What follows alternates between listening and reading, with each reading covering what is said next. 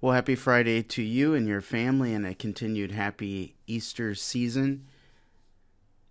Well, what a blessed gospel today about the Eucharist. We are in this in our nation. We are in the year of the Eucharistic revival.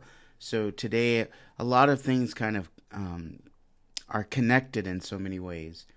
First of all, it would have been unheard of for a Jewish rabbi to talk about eating his flesh and drinking his blood. I mean, it's just like, so when the disciples and those that heard Jesus heard him, I mean, this would have been a strange, new teaching in a way.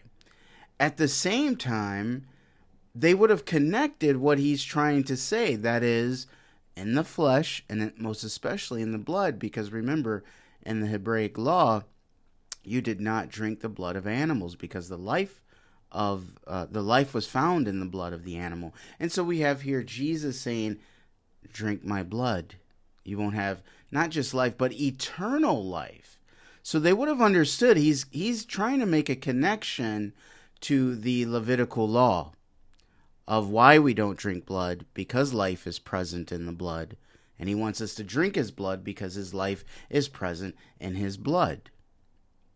So it wouldn't have made sense to them on one hand, but it would have made sense to them on another hand. And so we, after 2,000 years, we definitely understand that Jesus is truly present, body, blood, soul, and divinity in the Holy Eucharist. We are living in a time of very much a revival within the church and a connection to the Eucharist, but also to evangelization. How many times have I been able to explain the Eucharist to people who initially don't understand it, but as they come to see what the true teaching is, it starts to make sense.